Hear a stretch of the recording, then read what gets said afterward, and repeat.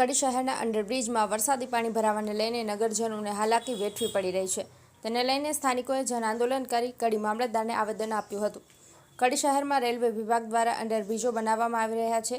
એક પણ ઓવરબ્રિજ બનાવવામાં આવ્યો નથી, જેના કારણે લોકોને ભારે હાલાકીનો સામનો કરવો પડ્યો છે.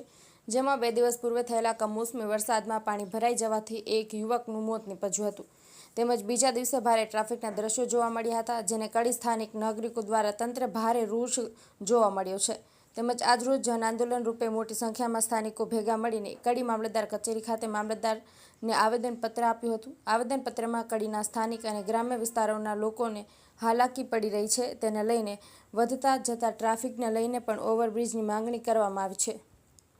થોડ રોડ અંડરબ્રિજમાં હેવી મોટર મૂકવામાં આવે તેવી માંગ કરવામાં આવી હતી. સ્થાનિક આગેવાન રમેશભાઈ પટેલ દ્વારા કડીની આ હાલાકી પૂર્વ નાયબ મુખ્યમંત્રી નીતિનભાઈ પટેલને પણ જવાબદાર ઠેરવવામાં આવ્યા હતા. તેમજ તેમના પર નગરપાલિકા તમામ વહીવટ ચલાવતા હોવાનો પણ આક્ષેપ કરાયો હતો. રાજુ ઠાકોર, કડી. હું મામલતદાર કડી માધવી પટેલ. કડીના ત્રણેય અંડરબ્રિજમાં હેવી પંપ લગાવી ચાલુ વરસાદમાં પાણી ઉલેચીને આ સમસ્યાનું નિરાકરણ લાવવું એક આ રજૂઆત છે.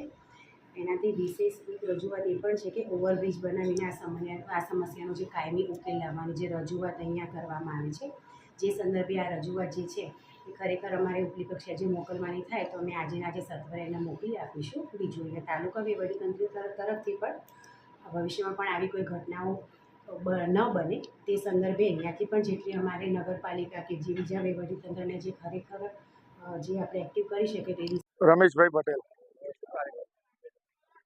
આજે આ 2 દિવસ પહેલા 1.5-2 ઇંચ વરસાદ પડવાના કારણે કડીમાં જે ભારે ટ્રાફિક થઈ ગયો, એના કારણે ડોક્ટરો, દર્દીઓ, વાહન ચાલકો કે કડીના વેપારીઓ કે નગરજનોને જે હાલાકી ભોગવવી પડી, એના સોલ્યુશન તાત્કાલિક લાવવા માટે એક આવેદનપત્ર અપાયા છે.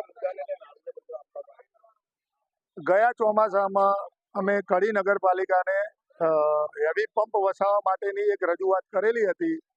એ રજૂઆતનું આજ સુધી નિરાકરણ આવ્યું નથી. એના કારણે એક હેવી પંપ તાત્કાલિક વસાવવા માટે એક બીજું ટેમ્પરરી ઓપ્શન તરીકે રેલવે વિભાગ પાસે ઓવરબ્રિજની માગણી અથવા ટેમ્પરરી બ્રિજ ભરાય તો ટેમ્પરરી ફાટકની માગણી, અને ત્રીજું સ્કૂલ કોલેજો ચાલુ થાય એ સમય દરમિયાન હેવી સાધનો કડી સિટીની બહાર રાખવા, અંદર એલાઉ ના કરવા, એવી અમે સજેશનો છે.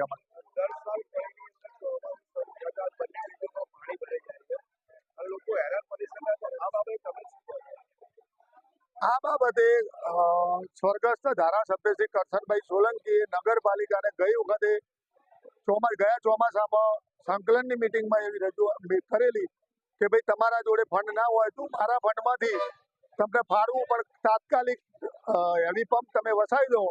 પણ નગરપાલિકાનો જે વહીવટ કરે છે મેઇન વ્યક્તિ નીતિનભાઈ પટેલ, એમને નગરપાલિકાના હેવી પંપ કરશન કાકાની ગ્રાન્ટમાંથી લાવતા રોક્યા હતા. એના કારણે અત્યારે હાલ આખું કડી હેરાન થાય છે.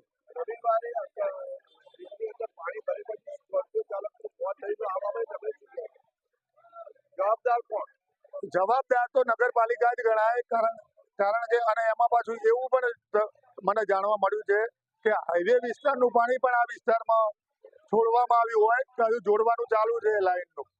એટલે તો આ જ નગરપાલિકા અને અમારો કોઈ સરકાર કે તંત્રનો વિરોધ નથી, ફક્ત ને ફક્ત આ સમસ્યા સોલ્વ ના કરવા વાળાનો જ વિરોધ છે. કોણ? નીતિનભાઈ પટેલ, જે પોતે કોઈ હોદ્દેદાર નથી પણ કડી નગરપાલિકાનો તમામ વહીવટ કરે છે.